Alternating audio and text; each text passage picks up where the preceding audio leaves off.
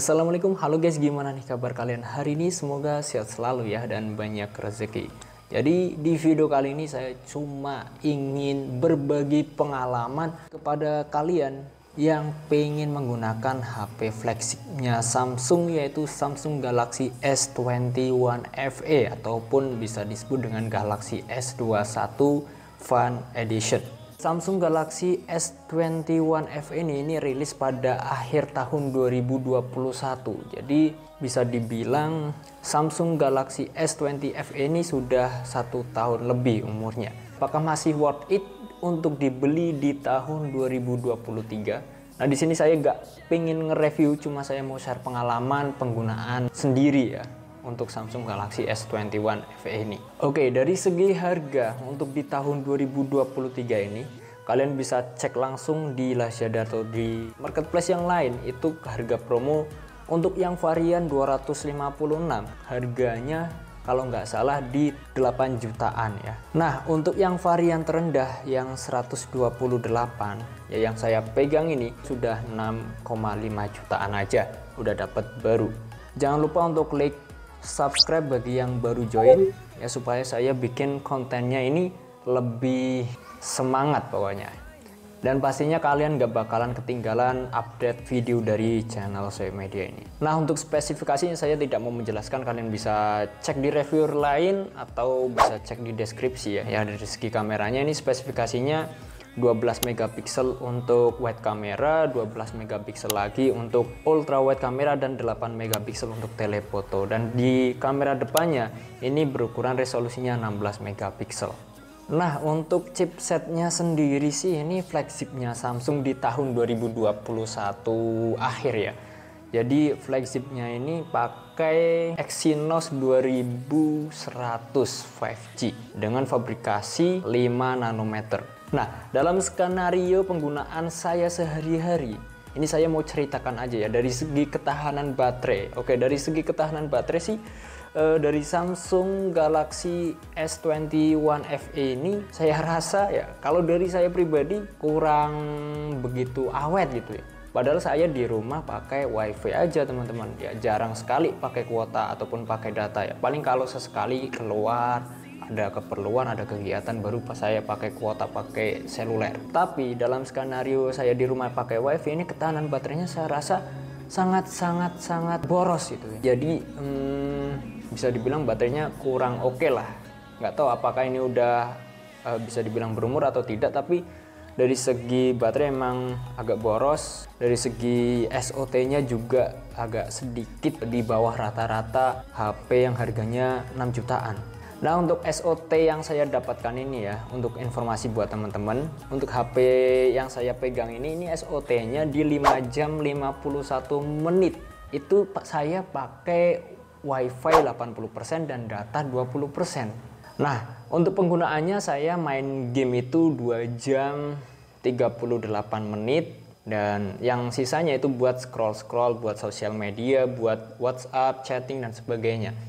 Kalau buat game misal di rata-rata 2 jam aja sehari ya, saya tuh chargingnya dalam satu hari itu 2 kali. Untuk kecepatan chargingnya ini kan Samsung S21 FE ini sudah dibekali dengan charging 25 watt fast chargingnya Samsung. Saya ngecharge dari 10% sampai 100% ini memakan waktu 1 jam 30 menit. Nah, untuk chargingnya saya tetap pakai chargingnya Samsung ya, original dari Samsungnya langsung ya, 25 watt. Untuk HP ini buat game yang ringan-ringan aja sih ya, bukan buat game yang kayak PUBG maniak banget, terus kayak Genshin Impact. Itu HP ini tidak rekomen untuk digunakan game-game kayak gitu. Kenapa saya bilang kayak gitu? Karena dari segi ketahanan baterainya juga boros. Yang terpenting lagi, HP ini itu panas. Walaupun saya pakai wifi di rumah buat gaming, buat sosial media, scroll-scroll, buat video call di WhatsApp 1 jam 2 jam ini HP ini panas, padahal pakai wifi teman-teman.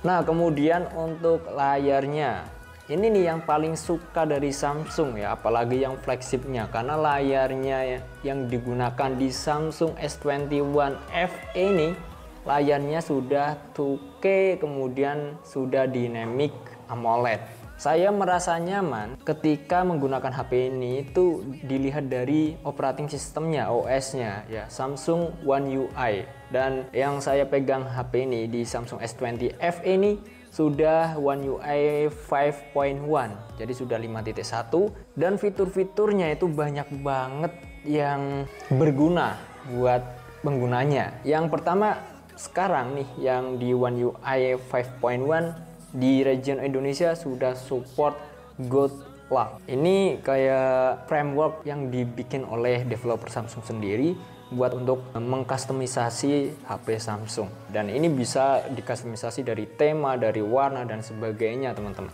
Nah, yang terbaru ini untuk fiturnya adalah ada double tap di belakang HP.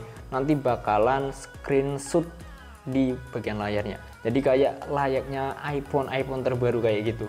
Nah, lanjut nih untuk kamera ini, sebenarnya kalau di compare dengan HP yang harganya sama di 6 jutaan ya, 6-7, saya rasa HP ini adalah king of kameranya. Kenapa saya bilang gitu? Karena walaupun megapikselnya kecil, tapi sensor yang digunakan ini bagus, teman-teman. Dari segi fotonya, detailnya dapet, kemudian dynamic range-nya dapet, dari segi warna, tone-nya itu ciri khas Samsung lah ya. Dia tuh kontras tapi nggak terlalu kontras kayak BBK Group. Nah, kemudian dari segi video yang saya suka, HP ini itu untuk kamera depannya dia sudah 4K, bisa 4K 30 fps. Untuk 60 fps nya Full HD aja. Nah, untuk kamera belakangnya teman-teman ya, ini juga bisa support 4K 30 fps atau support 2K 60 fps ya. Jadi untuk kamera buat Instagram Story cocok banget di HP ini ya. Ini kalau di compare dengan iPhone 11 kurang lebih hampir sama. Untuk fitur-fiturnya saya rasa juga komplit banget, ada Pro Video juga. Kemudian ada filter-filter yang bisa di-download kustomisasi oleh pengguna sendiri di kamera Samsung. Kurang lebih kayak gitu aja untuk bagian kamera. Kesimpulannya, untuk plusnya apa sih, kelebihannya? Pertama, dari segi harga sudah turun jauh. Harganya dari yang dulunya itu 9 juta, sekarang udah turun jadi 6 jutaan aja untuk varian yang terendah, 128 GB. Kemudian untuk fitur yang didapatkan ini layaknya HP flagshipnya Samsung yang harganya belasan juta ke atas. Walaupun ini Fan Edition, tapi untuk fitur-fiturnya tidak dipangkas sama sekali.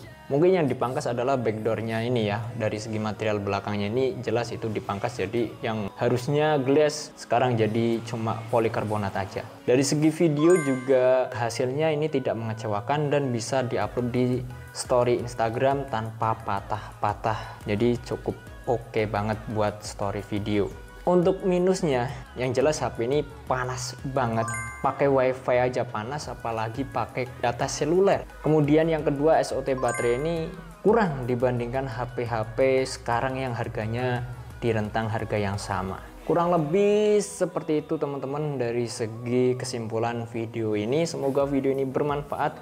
Nah, apakah worth it atau tidak di tahun 2023? Saya rasa worth it kalau kalian bukan pengguna game. Nah, cocoknya adalah buat daily use biasa aja, buat game sedikit-sedikit, game yang grafiknya kecil, yang grafiknya enteng, kemudian buat sosmed-sosmed aja, buat fotografi, videografi, buat fitur-fitur yang lain untuk menunjang pekerjaan. HP ini cocok di tahun 2023.